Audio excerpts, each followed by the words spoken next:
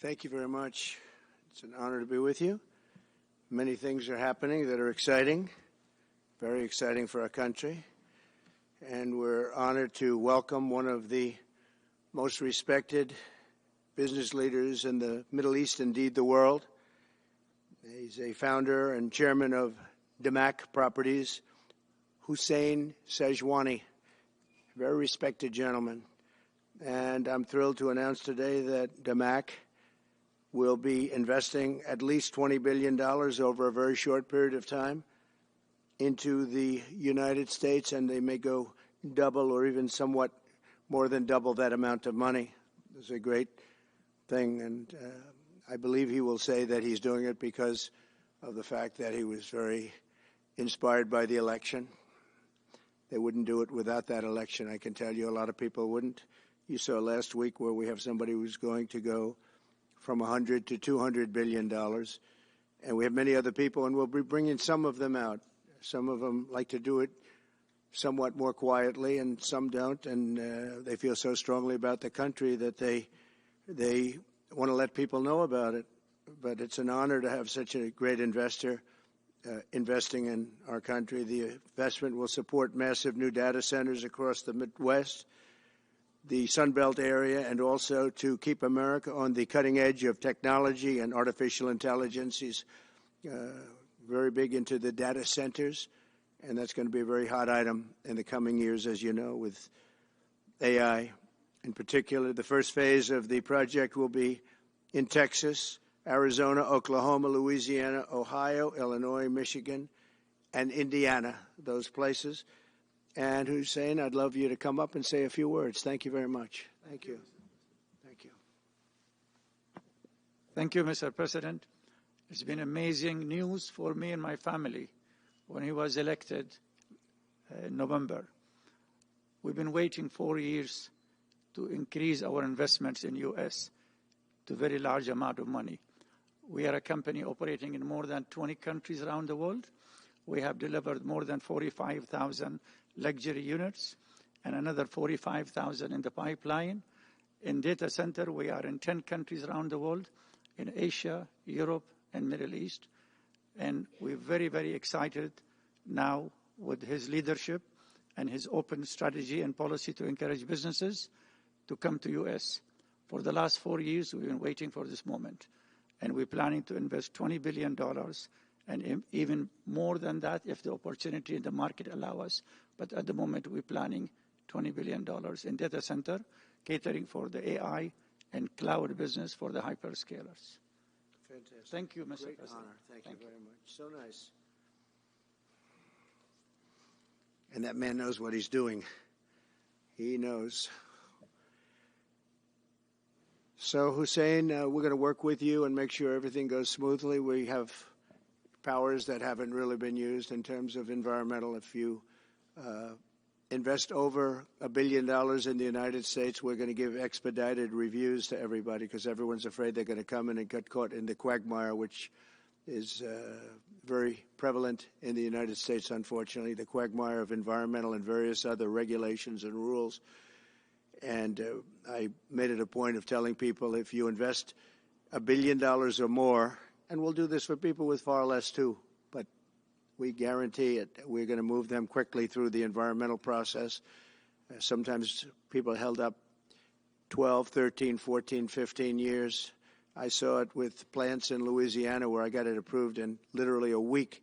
They were through the review in 1 week after spending 14 and a half years trying to get it, and they were going nowhere. It was a terrible thing. So I've been a victim of that myself over the years, and I think I know all the games and all the tricks that are played, and much of it is just done to stop progress. So we're going to be helping you and everybody else that comes to the United States and wants to invest their money, that you don't get tied up for the rest of your life and you can't do anything. This commitment further underscores that many of the greatest business leaders on earth are seeing a very bright economic future for America since the election. As you know, a lot of positive things have happened. We are inheriting a difficult situation from the outgoing administration, and they're trying everything they can to make it more difficult. Inflation is continuing to rage, and interest rates are far too high. And I've been disappointed to see the Biden administration's attempt to block the reforms of the American people and that they voted for. We had a landslide election. We won every swing state. We won the popular vote by millions and millions of people. Nobody even knows how many people, millions. And they're still counting in some areas. You know, they're still counting the vote in some areas. Can you believe this? What a place. What a horrible place. One of the things we're going to do is we've got to fix the election so that we get honest counts and they get done by 10 o'clock in the evening or something thereabouts. They have places where they're still counting votes. President Biden's actions yesterday on offshore drilling, banning offshore drilling, will not stand. I will reverse it immediately. It'll be done immediately. And we will drill, baby, drill. And we're going to be drilling in a lot of other locations. And the energy costs are going to come way down. They'll be brought down to a very low level. And that's going to bring everything else down. That's what caused it to go up, along with the ridiculous spending on the Green New scam. All this money, trillions of dollars. It's like throwing it right out the window, what they're doing. And they're trying to spend so much now. They're just taking money and giving it to anybody that wants it for any project at all, if it's certified under the Green New scam. And they don't work, and it's too expensive. And, you know, they told me that we're going to do everything possible to make this transition to the new administration very smooth. It's not smooth because they're doing that. They're playing with the courts, as you know. They've been playing with the courts for 4 years, probably got me more votes because I got the highest number of votes ever gotten by a Republican, by far, actually, by a lot. And, you know, we had a great election, so I guess it didn't work. But even to this day, they're playing with the courts. They have their friendly judges that like to try and make everybody happy on the Democrat side. It's called lawfare. It's called weaponization of justice, and it's happened at a level nobody's ever seen before. So many. I defeated deranged Jack Smith. He's a deranged individual. I guess he's on his way back to The Hague, and we won those cases. Those were the biggest ones, and the press made such a big deal out of them, but we did nothing wrong. We did nothing wrong on anything, and the people saw that. You know, when they vote, when a Republican, it's not easy for a Republican. When the Republican wins the popular vote by millions and wins all 7 of the swing states, people said, well, he could win 4. We won all 7, and we won them by a lot. That tells you we won. And they've been watching this injustice. I call it the Injustice Department. What they've done is so bad. The whole world has watched that. And it took work, but it got me a lot of votes because when explained, I mean, we have a judge in New York who's a very crooked judge. I'm under a gag order. I can't even talk about aspects of the case that are the most vital aspects. I'm under a gag. Do you know that I'm the president-elect of the United States of America? I'm a former very successful president. We had the greatest economy in the history of our country. We had borders that were sealed and beautiful. Everything was good. We had no wars. We defeated ISIS. We had no wars. Now I'm going into a world that's burning with Russia and Ukraine, with Israel. You took a look at that attack on October 7th, the attack on Israel, with the horrible way they got out. Not the fact that they got out. I would have been out before them. But we would have been out of Afghanistan with dignity and strength as opposed to looking like a bunch of fools with 13 dead and many, many badly, horrifically injured. Nobody ever talks about them. No arms, no legs. Nobody ever talks about them. The way they got out was outrageous, leaving billions of dollars of brand new military equipment that I bought in the hands of the Afghans and specifically the Taliban. It's the group. And we were doing very well. We would have been out. We would have been respected. I think it's one of the reasons it was so badly handled, that withdrawal where people are jumping onto airplanes, falling off the sides of airplanes when they're 3,000 feet in the air. And nobody's ever seen anything like that, the worst. And because of that, I think Russia went and attacked Ukraine. When they saw that, they said, these guys are incompetent. They don't know what they're doing. But we know what we're doing now, and that's going to all end. And we have a great military. I defeated ISIS, as you know. We're in no wars. I just finished a couple. And we got also our soldiers guarding Syria and Turkey. We're in the middle. We had 5,000 soldiers. They would have been gobbled up with two armies. We had one army, 300,000. We had another one, 500,000 or 600,000, getting ready. We had 5,000 people in the middle. I said to a general, how do 5,000 people do in that case? And the general just looked at me and said, not well, sir, not well. And I took them out. And you know what happened? Nothing. I got criticized. I saved 5,000 lives, actually. And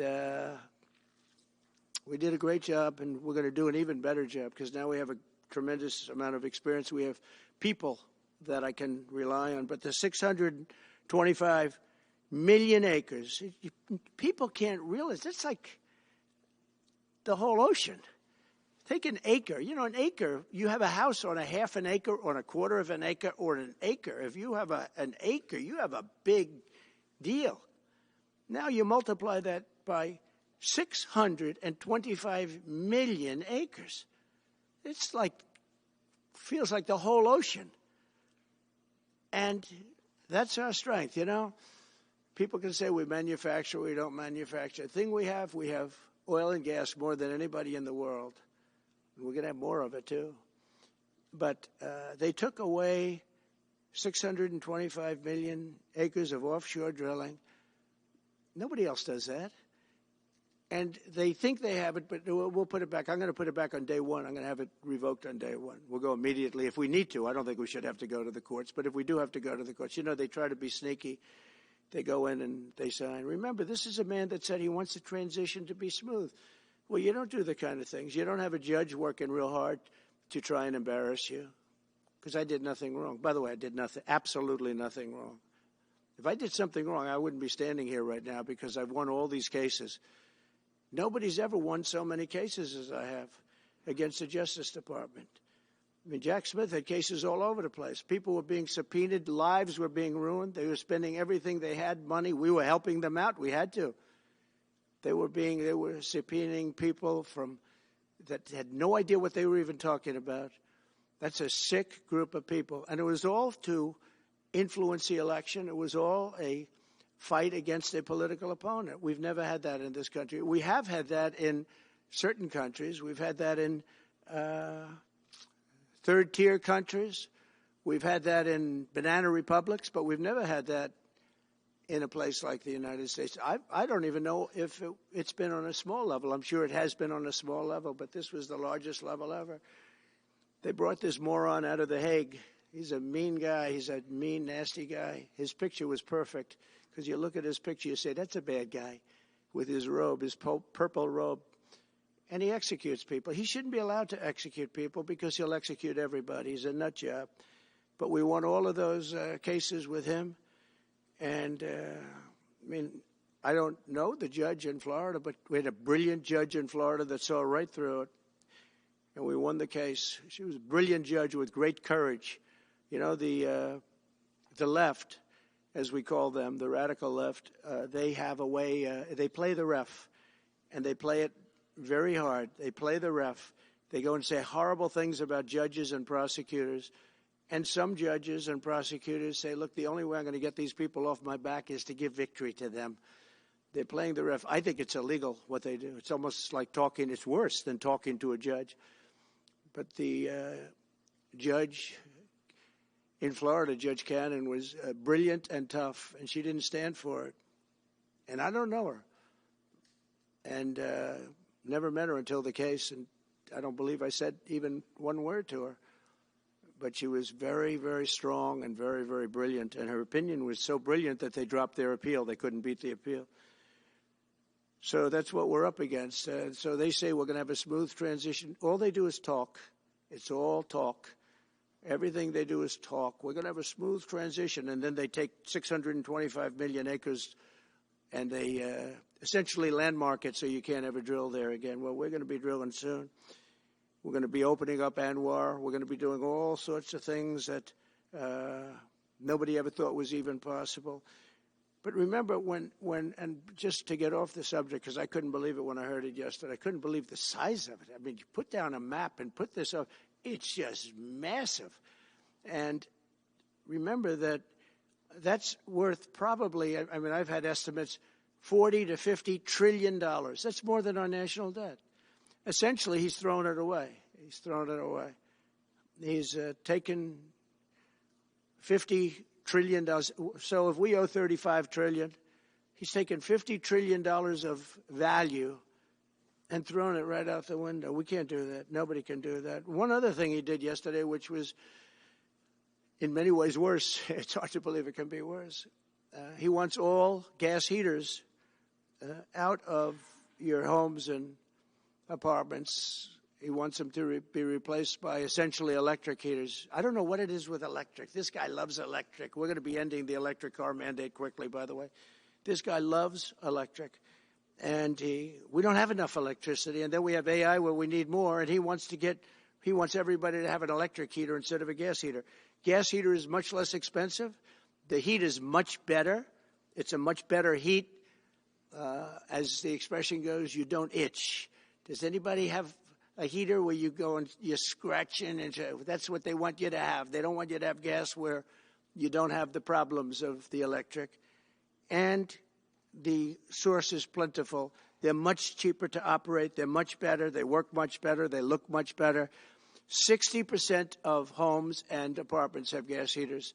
He wants them all removed quickly. These people are crazy. There's something wrong with them. There's something wrong with them. They also want to go back, and they have already started that, to when you buy a faucet, no water comes out because they want to preserve. Even in areas that have so much water, you don't know what to do. It's called rain. It comes down from heaven. And they want to do no water comes out of the shower.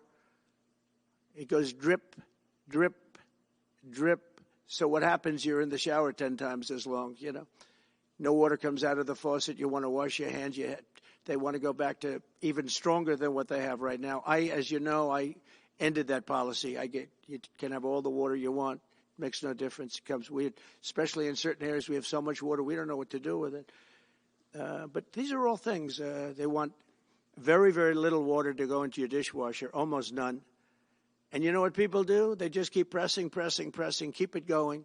They end up using more water. Likewise, washing machines. They want in your washing machine to have very little water coming out of the washing machine. So when you wash your clothing, you have to wash it 4 times instead of once. You end up using more water. We're a party of common sense, and things that I'm telling you now is really all about common sense. On January 20th, we'll turn the economy around very quickly, because right now when I think of our economy, I think about inflation. That's what we have. We have inflation, I believe, at a level that we never had before. There's never been anything like it. And over the next 4 years, the United States is going to take off like a rocket ship. But really, it's already doing it. If you take a look, just last month, SoftBank announced the $200 billion. I think it'll be 200. He said between 100, and I said, how about making it 200? And he sort of said yes, but let's say it's 100, but it might be 200, right, Brian? Dollars, United States, creating more than 100,000 jobs. Hussein just announced a tremendous investment that he's going to make, and that's money that's in the bank. He's going to come and do it, and he'll do a great job, and he'll build the best centers in the country, I guarantee, because I know the way he builds. Since my election, the stock market has set records. The S&P 500 index has broken above 6,000 points for the first time ever, never even close. In a single month, small business optimism soared 41 points. It's not a 41. It went up 41 points. And that's the largest in the 39-year history of the group that does it. According to Gallup, the American people's confidence in the economy has just surged to the highest level in history. That's why I have a news conference like that. I take the greatest business leaders in the world. I say, hey, do you want to say you're going to invest the money? They're not looking for news conferences. They're saying, what am I doing here? They go in and they invest money. But it's good to know where the smartest business people in the world are investing, and they're investing in the United States. So we've done this all in 2 months of not being there. You know, we haven't been there. And It's pretty amazing, and we think we're going to do some really great things, really great things. We're being respected again all over the world. The Panama Canal is a disgrace, what took place at the Panama Canal. Jimmy Carter gave it to them for $1, and they were supposed to treat us well. I thought it was a terrible thing to do. You know, it was the most expensive structure ever built in the history of our country, relatively. It would be the equivalent of substantially over $1 trillion today. We lost 38,000 people. Think of it, 38,000 people, they died from malaria, mosquitoes. They were unable to stop the mosquitoes. They paid people 5 times more to take the job. Many of those people died. We gave it away for $1. But the deal was that, you know, they have to treat us fairly. They don't treat us fairly. They charge more for our ships than they charge for ships of other countries. They charge more for our Navy than they charge for navies of other countries. They laugh at us because they think we're stupid, but we're not stupid anymore. So the Panama Canal is under discussion with them right now. They violated every aspect of the agreement, and they've morally violated it also. And they want our help because it's leaking and not in good repair. And they want us to give $3 billion to help fix it. I said, well, why don't you get the money from China? Because China's basically taken it over. China's at both ends of the Panama Canal. China's running the Panama Canal. And they come to see this Biden, this guy who should never have been allowed even to run for president. Of course, she shouldn't have either, because that never happened. It had to be 2 people, not 1. But they want $3 billion to fix the Panama Canal that's run by China and makes a lot of money, China. One of the most profitable structures ever built, because you have ships lined up back to Florida, frankly, and they just keep going through, and the numbers are staggering, $500,000 to $1 million a ship. And they took it away from us, meaning we gave it to them for $1. But not going to happen. What they've done to us, they've charged us, they've overcharged our ships, overcharged our Navy. And then when they need repair money, they come to the United States to put it up. We get nothing. Those days are over. Working with the Republican majorities in Congress, will cut taxes, slash regulations, raise wages, and boost incomes at a pace the world has not seen before, and certainly not from our country. We had a big chunk of it for the first 3 years prior to COVID coming in my administration. We had the greatest economy in history. We cut the most regulations in the history of our country, and I did that all in 4 years. By 4 times more than any other president cut. We did that in 4 years. And we were just getting started. We'll impose new tariffs so that the products on our stores will once again be stamped with those beautiful words, made in the USA. And we are not treated well, as you know, by Canada. Canada is subsidized to the tune of about $200 billion a year, plus other things. They don't essentially have a military. They have a very small military. They rely on our military. It's all fine, but, you know, they got to pay for that.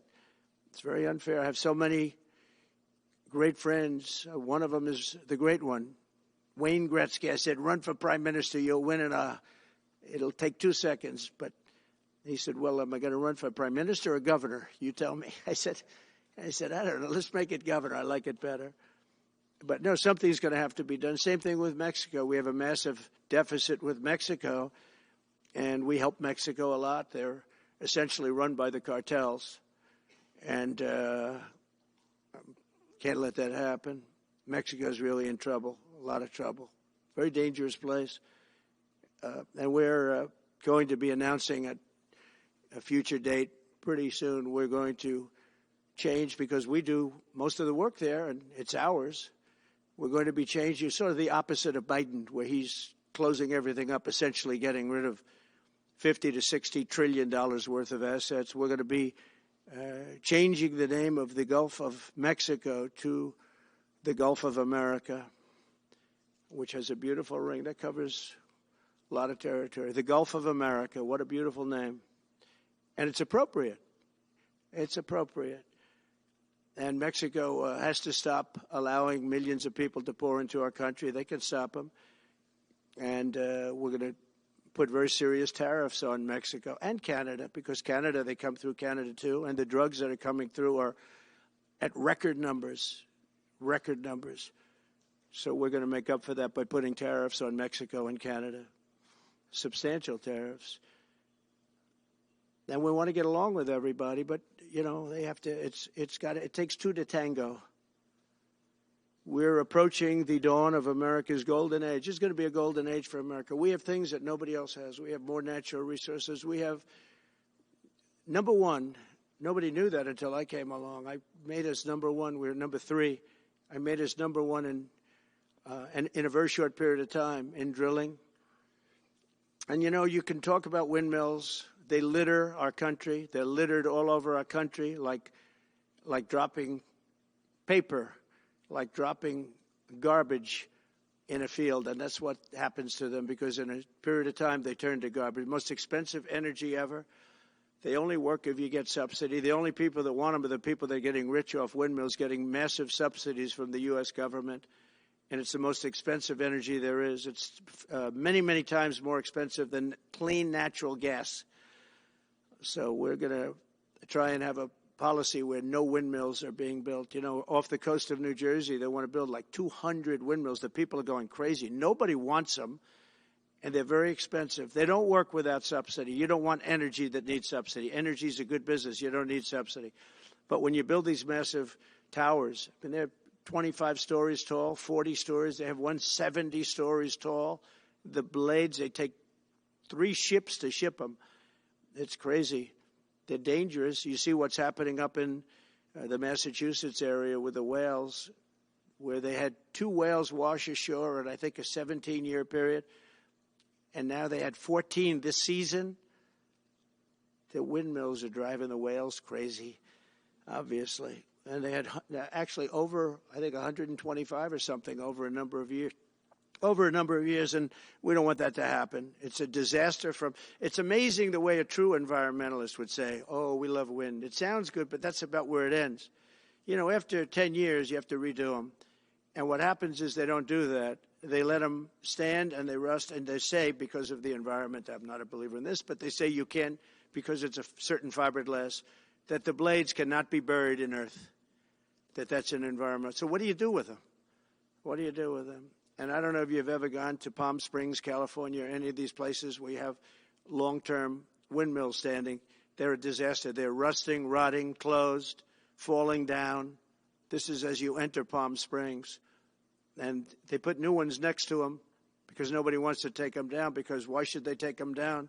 It's very expensive to take them down. And you can't do anything with them because the blades, you can't bury them because of the environmental protection. We'll look at that. Doesn't make sense, but that's what they say.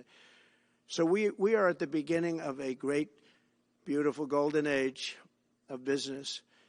And I think we're also at a golden age of common sense, because everything I'm saying to you, from a simple water faucet that doesn't allow water to come out appropriately, to all of the other elements of what we do and what we're going to do, to take $50 to $60 trillion off our country's balance sheet because some man that has no idea what he's doing, he has no idea. You know it. I know it. The Democrats know it. What they did is a crime by allowing that to happen. And I'll bet you, if you asked him today, how much acreage did you submit? Essentially, did you destroy? You destroyed the economic viability of drilling in the ocean.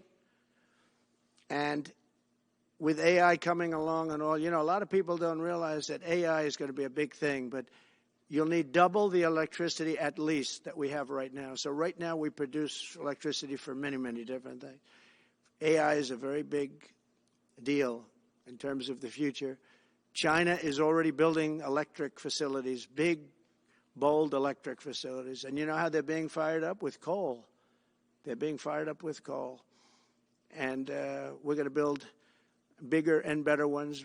People like Hussein that are doing the same thing as he is. I'll bet they don't do it as well because I know how he does it. But they're doing A lot of things, the problem is they can't get their permits because I say build the plant with the building. So with the structure, build the plant, because if you go into grid, the grids are old. So they said, that's a great idea. In other words, build your electric facility alongside of your plant. And you could have extra output if you want, because once you build it, you can make it larger pretty inexpensively. You could have extra output, which you'll sell to the public, but build it with the plant, and people are loving that idea. So we're going to have a lot of fun making America great again, and it's going to happen, I think, very, very quickly. It's already happened. So I would say this, and this has been pretty openly reported by the news. There's never been anything like what's happened in the list. Since we won the election, a couple of months, since we won the election, the whole perception of the whole world is different. People from other countries have called me. They said, thank you. Thank you. The perception of the whole world is different. We're going to have to settle some big problems that are going on right now. We're going to have to settle up with Russia, Ukraine. That's a disaster. I look at numbers every week, the number of people being killed in that war. People don't know, mostly soldiers now. But the towns have been obliterated. This was a Biden fiasco that he got. That should have never happened. If we had a real president, if we had a president that knew what he was doing, Russia would have never, ever gone in. But they did go in, and we have a mess. The cities are all blown up. The people have largely left. And the soldiers are killing each other at levels that haven't been seen since the Second World War. So we'll have to get that one straightened out, too. That's a tough one. Much tougher than it would have been before it started, I can tell you that. A deal could have been made just by an average deal maker. Deal could have been made on that. So thank you all for coming. We'll take a couple of questions. Yeah. Go ahead, please. President, thank you. Wanted to touch on the world on fire that you mentioned, but let's start, if we could, with your references to Greenland and the Panama Canal, so forth.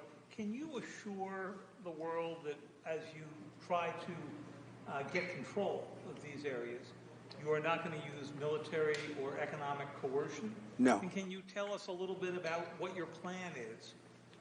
Are you going to negotiate a new treaty? Are you going to ask the Canadians to hold a vote? What is the strategy? Yeah. I can't assure you. You're talking about Panama and Greenland. No, I can't assure you on either of those two. But I can say this. We need them for economic security. The Panama Canal was built for our military. I'm not going to commit to that now. It might be that you'll have to do something. Look, the Panama Canal is vital to our country. It's being operated by China. China. And we gave the Panama Canal to Panama. We didn't give it to China. And they've abused it. They've abused that gift. It should have never been made, by the way. Giving the Panama Canal is why Jimmy Carter lost the election, in my opinion, more so maybe than the hostages. The hostages were a big deal. But if you remember, and nobody wants to talk about the Panama Canal now because, it's inappropriate, I guess, but because it's a bad part of the Carter legacy. But he was a good man. Look, he was a good man. I knew him a little bit, and he was a very fine person. But that was a big mistake. Giving the Panama Canal to Panama was a very big mistake. We lost 38,000 people. It cost us the equivalent of $1 trillion, maybe more than that. Probably the most expensive. They say it was the most expensive structure, if we call it a structure, which I guess you can, ever built. And giving that away was a horrible thing. And I believe that's why Jimmy Carter lost the election, even more so than the hostages. Those two things. If I could follow up on Ukraine and Iran, the two negotiations you'll be heading into. On Ukraine, you said just before it's a lot more complicated now. Much more complicated. Do you believe... Because it would have never started. Right, but it has started. You've well, got not only started, the cities are largely knocked down. So you've got what you've got. At this point, to hold on to leverage in dealing with President Putin, would you make a commitment to the Ukrainians that you will keep supporting them during the negotiations? Well, I wouldn't tell you if that were the case. Would you make a commitment to provide a security guarantee if they do enter into an armistice or a ceasefire along the lines that the French and the Germans? So, a big part of the problem was Russia for many, many years, long before Putin said you could never have NATO involved with Ukraine. Now, they've said that. That's been, written in stone. And somewhere along the line, Biden said, no, they should be able to join NATO. Well, then Russia has somebody right on their doorstep, and I could understand their feeling about that. But there were a lot of mistakes made in that negotiation. And when I heard the way that Biden was negotiating, I said, you're going to end up in a war. And it turned out to be a very bad war. And it could escalate. That war could escalate to be much worse than it is right now. They can never join NATO. Well, my view is that it was always understood. In fact, I believe that they had a deal, and then Biden broke it. They had a deal, which would have been a satisfactory deal to Ukraine and everybody else, but that Biden said, no, you have to be able to join NATO. And that's always been, and nobody knows more about NATO than I. You know, years ago when I first started this, I didn't know too much about NATO, but I got it right anyway.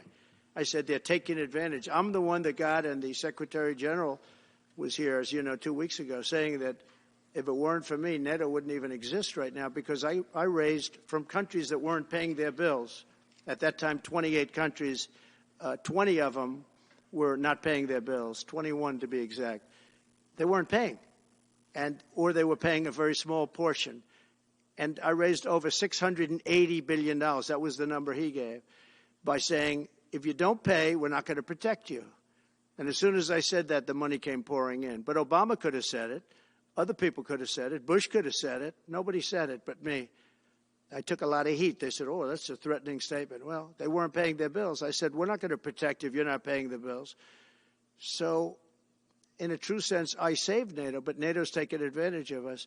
And one of the problems that I have, and I've said it openly, I said it to President Zelensky, Europe is in for a tiny fraction of the money that we're in. Now, whether you like that situation or not, Europe is much more affected than the United States. We have a thing called the ocean in between us, right? Why are we in for billions and billions of dollars more money than Europe? And, you know, they're a similar size, a little smaller, but they're a similar size economy as the United States when you add them up. And yet Europe is in for a small fraction of the number the United States is in. Now, Biden could have called them up during the term. That's what I did. I said, you have to pay your bills. And they all, one stood up. I won't say who. You'll probably have it because the papers, the media hated to report on it. But a prime minister stood up from a country, you know, a famous meeting of 28 nations with no press, no anybody in the room. He stood up. He says, does that mean if we don't pay our bill, and at that point it was 2%, it should be 5%. It should be 5%, not 2%. But at that point it was 2%. But many people didn't pay. Some people didn't pay anything. But many people were way, including Germany. Germany was at less than 1%. You're going to press for 5%? Well, I think NATO should have 5%, yeah. Well, you can't do it at 2%. I mean, at 2%, every country, if you're going to have a country in a regular military, you're at 4%. I think they should be, you know, they're in dangerous territory. I think it should be, they can all afford it, but they should be at 5%, not 2%. I'm the one that got them to pay 2%. But a gentleman stood up, a prime minister stood up, and he said to me, sir, could I ask you a question? You're saying we have to pay our bills. If we don't pay our bills, will the United States protect us from Russia? I said, if you don't pay, you mean you're delinquent? He said, yes. He said, if you're delinquent, we will not protect you. I took a lot of heat. Although it was somewhat closed door, I took a lot of heat from the media. And you know what happened? The money started pouring in. That's why NATO has money. And the Secretary General said it was the most incredible thing he had ever seen in a negotiation. Now, if I would have said, yes, we will, nobody would have paid. If I would have loved to say, yes, we'll protect you even if you don't pay. But that's not the way life works. Mr. President, two questions related to each other. First, you said on your first day of office you're going to pardon January 6th defendants. Are you planning to pardon those who were charged with violent offenses? Well, we're looking at it, and we have other people in there. And as you see, I guess 24 or 28 people came now from the FBI. That came out very quietly. Nobody reported it, but they had people in some form related to the FBI. They had 4 or 5 people that were strongly related to the FBI. We have to find out about that. We have to find out about Hezbollah. We have to find out about who exactly was in that whole thing, because people that did some bad things were not prosecuted. You know, I see it all the time, and you see it too. People that were doing some bad things weren't prosecuted, and people that didn't even walk into the building are in jail right now. So we'll be looking at the whole thing, but I'll be making major pardons. Yes, please. Please. On Jack Smith's report. Good afternoon, Mr. President. It's good to see you again. Two questions about Syria and the ongoing war in Gaza. About Syria, the Pentagon disclosed last month the U.S. has some 2,000 troops in Syria. That's almost double the number initially we were told of 900. Will you keep that troop capacity the same upon taking Well, I won't office? tell you that because that's part of a military strategy. But I will say it was Turkey. Turkey's been after that country in different names and different forms and shapes for 2,000 years. Those people that went in are from Turkey. And President Erdogan is a friend of mine. He's a guy I like, respect. I think he respects me also. He's the one that didn't go after certain people after I requested that he not. You know who I'm talking about, the Kurds. I don't know how long that's going to, because they're natural enemies. They hate each other. But he didn't do that yet. And he didn't do it in the past also. He started, and I said, please don't do that, and he didn't do it. So, but if you look at what happened with Syria, Russia was weakened, Iran was weakened, and he's a very smart guy. And he sent his people in there through different forms and different names, and they went in and they took over, and that's the way it is. I'm sorry, I don't mean to interrupt you. Do you have concerns about HTS taking control of By the way, Syria I at this have point? the envoy here. Is that in the back? Standing with my son, Eric, is Steve Witkoff, who's just got back from the Middle East, and he's done a fantastic job. He's a great deal maker. I said, what we need there is a deal maker, because nobody makes a deal. We have people that understand where the rivers are and where the meets and bounds are, but they can't talk. They can't make deals. Steve's done a great job. I just want to thank you, Steve. You've been working endlessly for months, and he's working specifically on the hostages, trying to get them back. Well, that was my second question. Is Hamas Steve, come up for a second. Maybe you might want to say a couple of words. Sir, I didn't released another hostage. I didn't know Steve was going to be here, actually. Neither did I.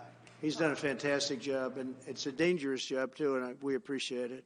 He didn't know about this kind of danger and the other deal-making he does. Now he sees a lot of big danger. Come on up, Steve. Mr. President, can I ask you a second part of that? Hamas Yeah, released just one another second, hostage please. video. I'm going to give you a little report on the hostages, if I can. Steve? Thank you very much. Thank you, Mr. President. Wow. Well, I think we're making a lot of progress, and I don't want to say too much because I think they're doing a really good job back in Doha. I'm leaving tomorrow back to go to Doha, but I think that we've had some really great progress, and I'm really hopeful that by the inaugural, we'll have some good things to announce on behalf of the President. I actually believe that we're working in tandem in a really good way, but it's the President, his reputation, the things that he has said that are driving this negotiation. And so hopefully it'll all work out and we'll save some lives.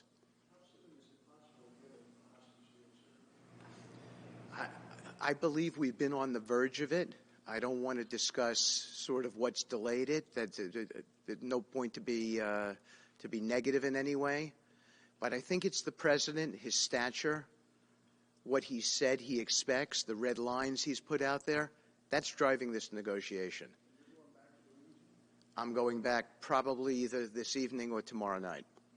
Are you confident there'll be a deal before January 20th, or is that something that's likely to happen? If there's a deal even at all, and we've been hearing this now for the better part of. I know. I would say. They better be. Right. I would say that the President is exasperated. I don't want to talk for him, but look, I don't know anyone who delegates better than President Trump.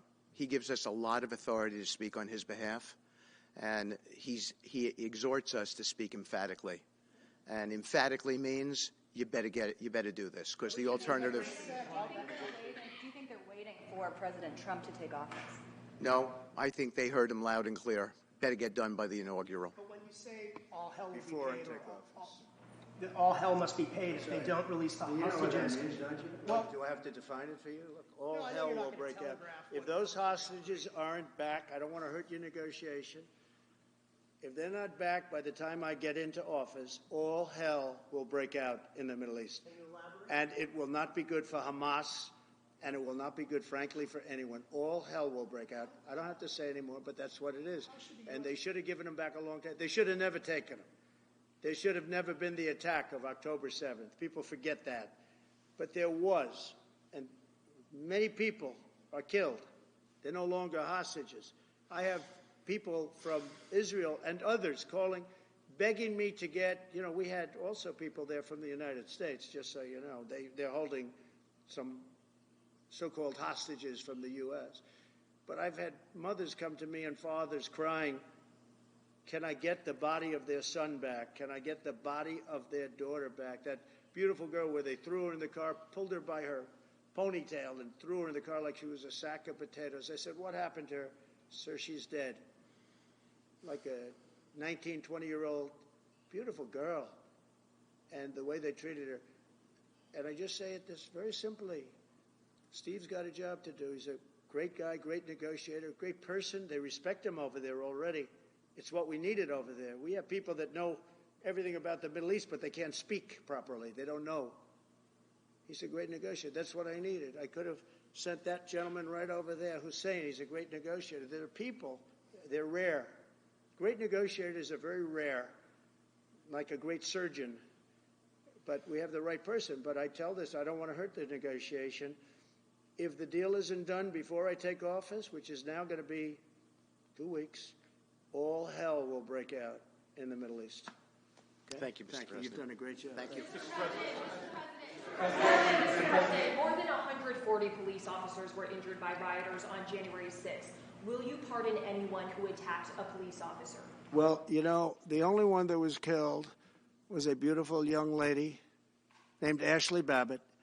She was killed, and there was actually somebody else that was killed, also a MAGA person, but people don't give it 100% credibility. I'm going to find out about it, and we're going to find out. But Ashley Babbitt was killed. She was shot.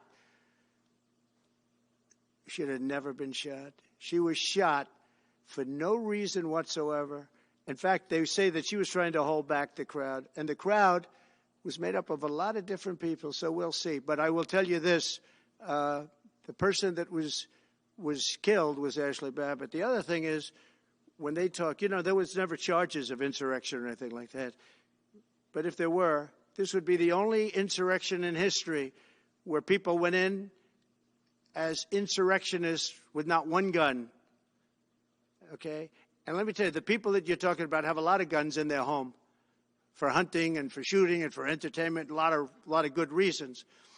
But there wasn't one gun that they found. And why didn't they find the bomber, the pipe bomber? They know who the pipe bomber is. The FBI knows who it is. The status of the FBI has gone down so far, and the status of the DOJ, or as I call it, the Department of Justice, it's the Department of Injustice. It's being laughed at all over the world. And hopefully with Pam Bondi and with Kash Patel and with other people that we're putting in, that will all come back. If you do a poll in the FBI, I guarantee I'm at like 90% with the agents of the FBI. But they have hurt that incredible place. Law enforcement, you think of the FBI. They raided this house. By the way, they could have told me, could I see this? I would have given them. I actually told them, come in anytime you want. You can see anything. They raided the house, and the case was dismissed. And now I'm in litigation. I'm suing them for doing that. And I feel so badly doing it. I'm the President of the United States, and I'm suing the United States. But I'm suing them for other things, too. The FBI has gone so... its reputation has been so horribly hurt. Between Comey, who is the worst, and all of the others, what's happened to the FBI is, and we're going to make it great again. We're going to make the FBI great again. We're going to make the Department of Justice fair and strong, but fair again. Because all they did was attack me because I'm their political opponent. And that includes with local judges like Marshawn. You ought to find out. Ask them, why do I have a gag order where I'm not allowed to speak? Think of it. I'm the President of the United States, and I'm not allowed to speak. Why? because if I did speak, people would understand the scam. It's a scam. And we have very dishonest judges, and New York judges are very bad. We had one that valued this house at $18 million because it was good for their case. He actually valued that chandelier is worth more than $18 million. He valued this house as $18 million. And we have another one who was so nasty, so horrible, such a brute, most vicious, vile person. These are New York judges. But we've won most of the cases, so we're very happy about that. Please. Back on Greenland, your position is clear, but have you directed your staff to take specific actions to draw plans? And can you elaborate again? You didn't rule out military coercion. Well, we need Greenland for national security purposes. I've been told that for a long time, long before I even ran. I mean, people have been talking about it for a long time. You have approximately 45,000 people there. People really don't even know if Denmark has any legal right to it. But if they do, they should give it up because we need it for national security. That's for the free world. I'm talking about protecting the free world. You look at, you don't even need binoculars. You look outside, you have China ships all over the place. You have Russian ships all over the place. We're not letting that happen. We're not letting it happen. And if Denmark wants to get to a conclusion, but nobody knows if they even have any right, title, or interest. The people are going to probably vote for independence or to come into the United States. But if they did do that, then I would tariff Denmark at a very high level. Have you asked your staff to draw plans for acquisition? I mean, are you active? No, we're not at that stage, but we have people. I haven't even entered office yet. Secondly, sir, Elon Musk has drawn some criticism and a lot of attention for some of his actions and provocative statements about foreign affairs, including in Europe. Your reaction to that, is that appropriate for you? Mean where he likes people that tended to be conservative? I don't know the people. I can say Elon's doing a good job, very smart guy. I don't know the people you're talking about. He was, I know he said some negative things about a couple of people that are running for office, but it's not so unusual. Yes, please. I wanted to ask you about Ukraine and Putin. How soon do you anticipate going to meet with Putin to discuss the Ukraine situation? Well, I can't tell you that, but I know that Putin would like to meet. I don't think it's appropriate that I meet until after the 20th, which I hate because, every day many, many young people are being killed, soldiers. The land is very flat, and hundreds of thousands of soldiers many hundreds of thousands from each side are dead, and they're laying in fields all over the place. Nobody to even collect. There's landmines all over. It's a disaster.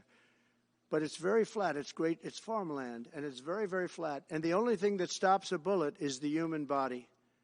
And the human body is stopping a lot of bullets. Within the I hope so. I hope to have 6 months. No, I hope long before 6 months. Look, Russia's losing a lot of young people, and so is Ukraine. And it should have never been started. That's a war that should have never happened. I guarantee you, if I were president, that war would have never happened. Who would you like to nominate to replace Michael Barr as vice chair of the board? I'll be announcing somebody. Mr. President, if we were to work under the assumption that you're serious about making Canada 51st state of the United States, the leader of the Conservative Party in Canada said, under no circumstance will it ever be the 51st state. Maybe he won't win, but maybe he will. I don't. Point, you had suggested. Listen, I don't care what he says. But Sir Lopez, you said you were considering military force to acquire Panama and Greenland. Are you also considering military force to annex and acquire Canada? No, economic force, because Canada and the United States, that would really be something. You get rid of that artificially drawn line, and you take a look at what that looks like. And it would also be much better for national security. Don't forget, we basically protect Canada. But here's the problem with Canada. So many friends up there. I love the Canadian people. They're great. But we're spending hundreds of billions a year to protect it. We're spending hundreds of billions a year to take care of Canada. We lose in trade deficits. We're losing massive. We don't need their cars. They make 20% of our cars. We don't need that. I'd rather make them in Detroit. We don't need the cars. We don't need their lumber. We have massive fields of lumber. We don't need their lumber. We have to unrestrict them because stupid people put, restrictions on, but I can do that with an executive order. We don't need anything they have. We don't need their dairy products. We have more than they have. We don't need anything. So why are we losing $200 billion a year and more to protect Canada? And I said that to, as I called him, Governor Trudeau. I said, listen, what would happen if we didn't subsidize you, if we didn't, because we give them a lot of money. We help them. As an example, we're buying icebreakers, and Canada wants to join us in the buying of icebreakers. I said, we don't really want to have a partner in the buying of icebreakers. We don't need a partner. But no right. Nope, no right. Here's what we have. We have a right not to help them with their financial difficulties because we owe $36 trillion too. We're going to start knocking it out pretty fast, but we're going to be able to do it because of energy and other things. But no right. No right. But why are we supporting a country, $200 billion plus a year? Our military is at their disposal. All of these other things, they should be a state. That's why I told Trudeau when he came down. I said, what would happen if we didn't do it? He said Canada would dissolve. Canada wouldn't be able to function if we didn't take their 20% of our car market. They send us hundreds of thousands of cars. They make a lot of money with that. They send us a lot of other things that we don't need. We don't need their cars, and we don't need the other products. We don't need their milk. We got a lot of milk. We got a lot of everything, and we don't need any of it. So I said to him, well, why are we doing it? He said, I don't really know. He was unable to answer the question, but I can answer it. We're doing it because of habit, and we're doing it because we like our neighbors, and we've been good neighbors, but we can't do it forever, and it's a tremendous amount of money. And why should we have a $200 billion deficit and add on to that many, many other things that we give them in terms of subsidy? And I said, that's okay to have if you're a state. But if you're another country, we don't want to have it. We're not going to have it with European Union either. European Union, we have a trade deficit of $350 billion. They don't take our cars. They don't take our farm product. They don't take anything. And so we're not going to have it with them either. Brian, go ahead. Yes. Happy New Year, by the way. Thank you. We have some breaking news. You may not be aware of this, but it looks like Canada has blocked the DOJ from releasing the Smith's report until further court proceedings. Get your thoughts on that. Wow, that's a big story. Yeah. So if I get it right, the fake witch hunt started by the DOJ having to do with books and records, and Biden had many more, and he wasn't protected by the Presidential Records Act. I was. But all of that fake stuff that took the lives of people, I mean, literally destroyed people. People are destroyed because of what they did. Destroyed. But we got to be president. But Biden did it for 40 years. He did it when he was a senator. That was illegal. And they ruled it was illegal. How about that? They said, it's illegal, but he's unfit to stand trial. So he can stand and be president of the United States, but the prosecutor found that he's unfit for trial. I was going to use that as a major talking point, but I never got to use it because all of a sudden I had a new candidate who was also sort of unfit to stand trial, right? But so what you're saying is that the judge just blocked the so Cannon was thrown off the case. They dropped their appeal because he had no case. They dropped all of that, the lawsuits against us. They lost the lawsuit. So this is Doreen Jack Smith. So he dropped the lawsuits. He was told to by the DOJ because they had no lawsuit. They lost in court in front of a very strong and a very brilliant judge. They lost in court, and that pertained to other cases in other courts. So he wanted to do a report just before I take office probably. So he'll do like a 500-page report, and it'll be a fake report just like the investigation was a fake investigation. And I said, well, wait a minute. This guy was thrown off in disgrace. In disgrace. He's going back to The Hague or wherever they're going to send him. In disgrace. Because he failed so badly. Because it was a fake case against a political opponent. They thought they were going to use this to beat me. So what you're saying is I'm just hearing that they're not allowed to issue the report. So if they're not allowed to issue the report, that's the way it should be. Because he was thrown off the case in disgrace. Why should he be allowed to write a fake report? It'll only be a fake report.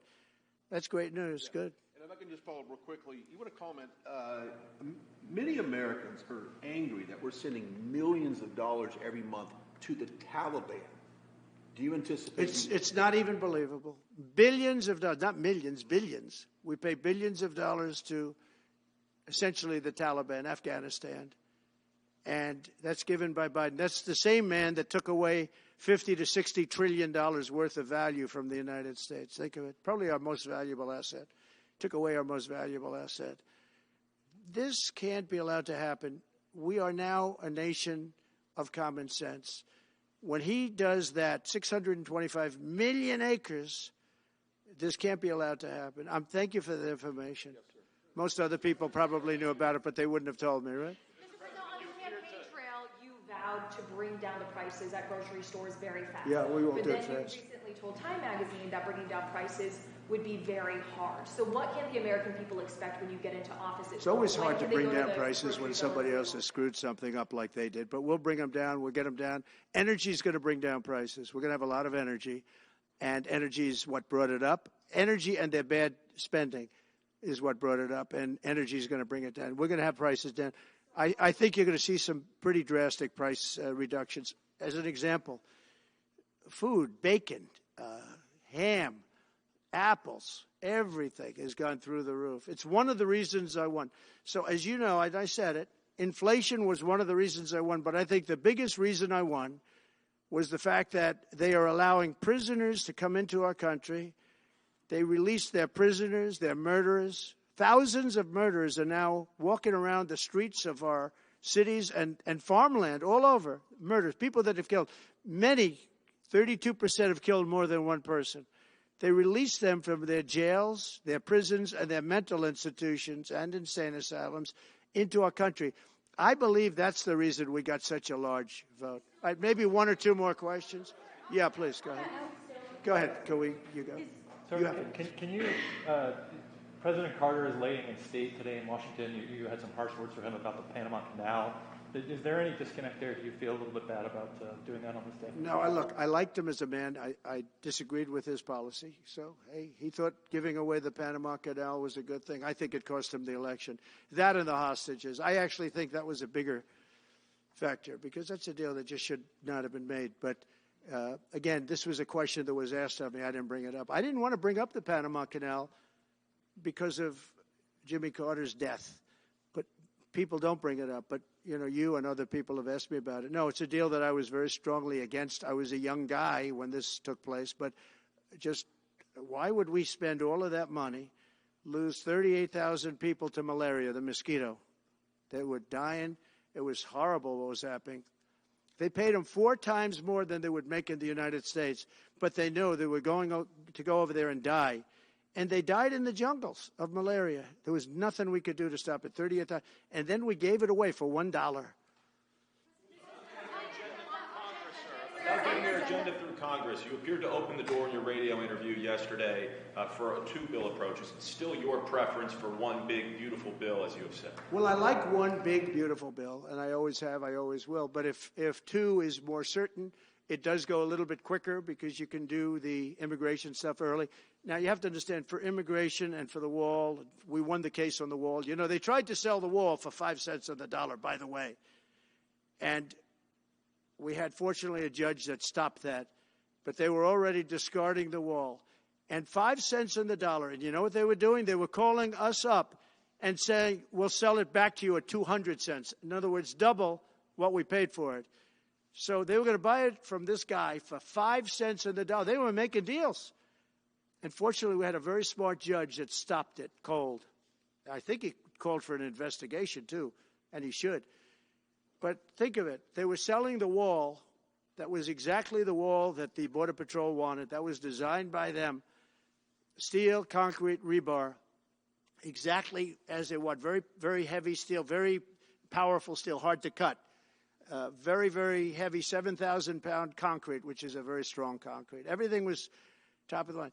Very expensive. Would be double what we paid for it then, 6 years ago. But let me just tell you, they were selling it for 5 cents on the dollar to people, and those people were calling us, asking us to pay them 200 cents because it's a good deal because we can have it immediately. And you know what immediately is? Just leave it in place. No, the papers haven't written that, though. That deal is like all the other things that these people do. These people either hate our country or they're very stupid. And I don't believe they're stupid because nobody can cheat on elections like they cheat and be stupid. They either hate our country or they're stupid.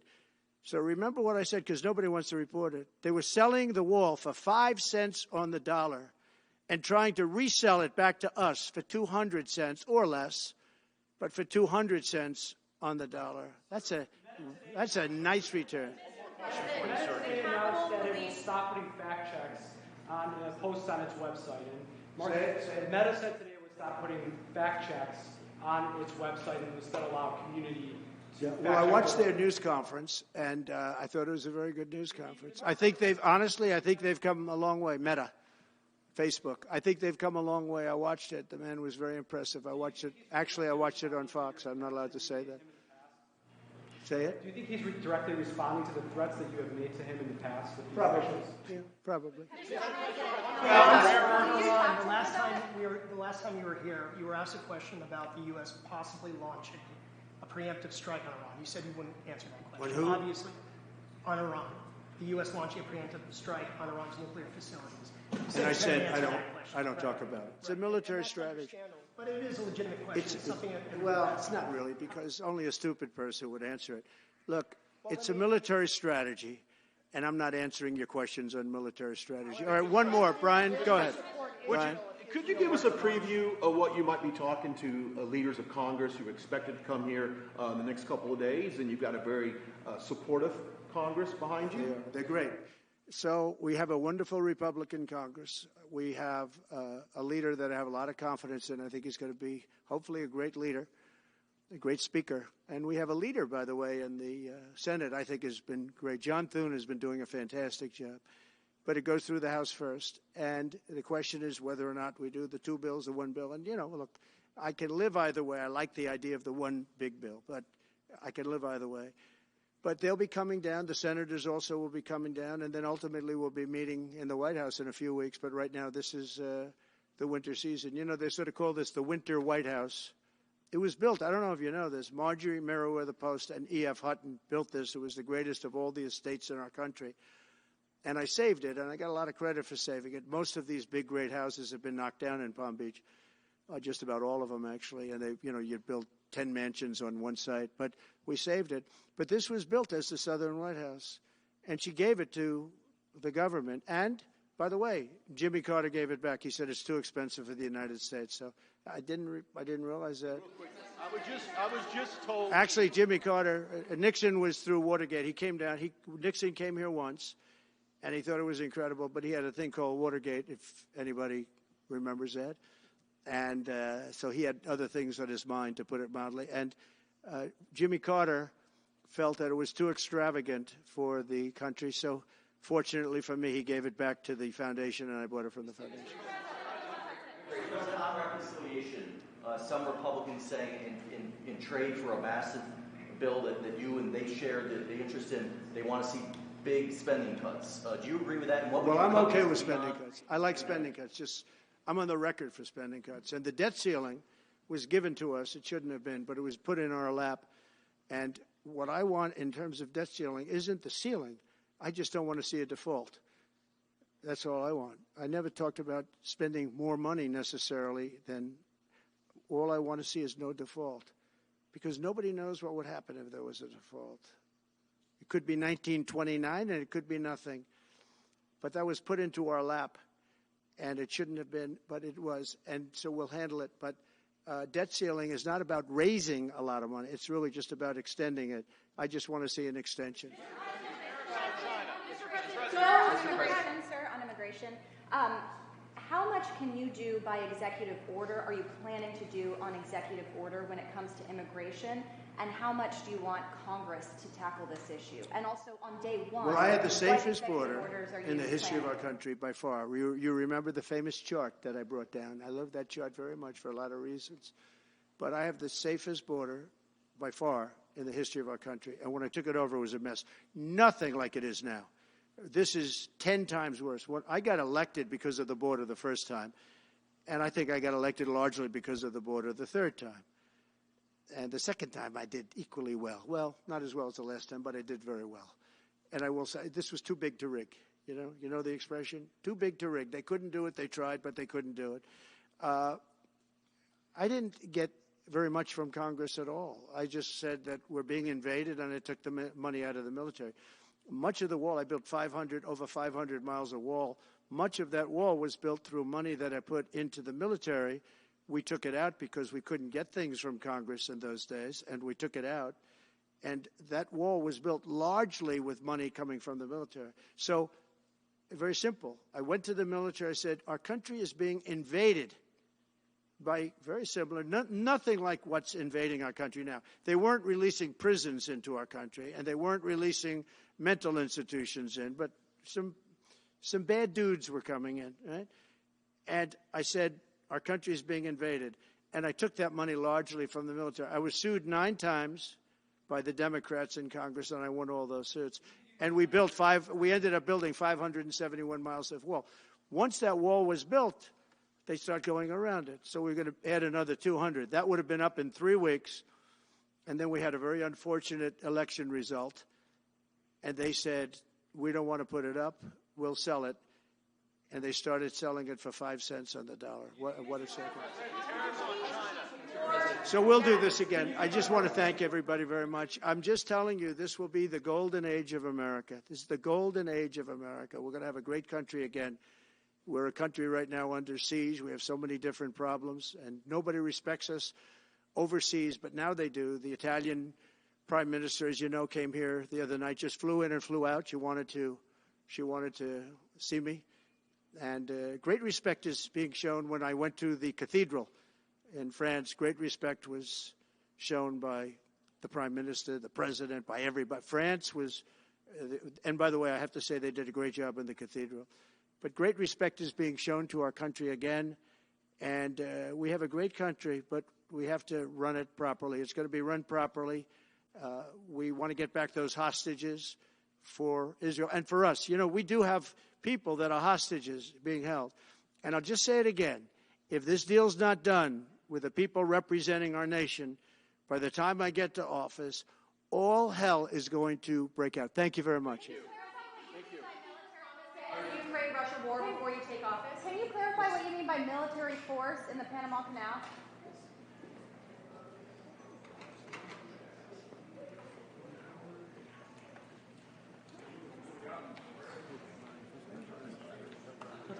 There's no one.